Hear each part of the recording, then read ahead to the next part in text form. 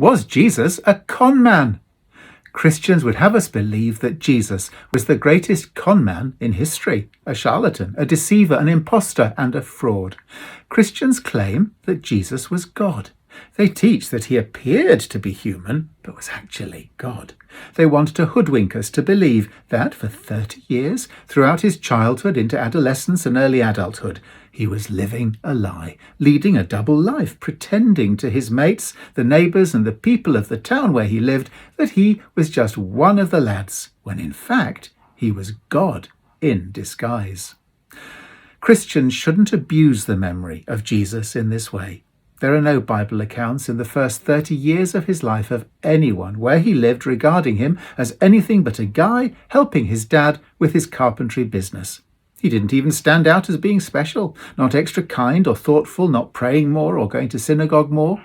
So much so that when he returned home after a break away and began to preach, the townspeople were angry that this local lad had become so up himself that he thought he could lecture them. It was clear they hadn't seen anything that godly about him before. What's more, Jesus never claimed to be God and rejected any such suggestion.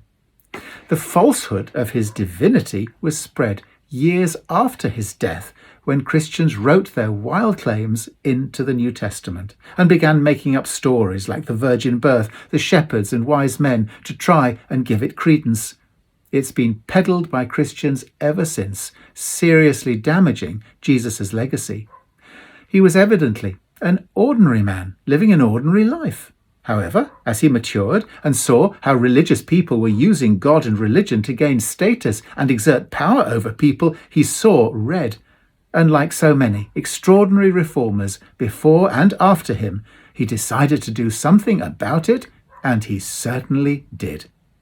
Don't allow Christians to destroy the remarkable impact of Jesus' life by their defamatory claims that he was God in disguise.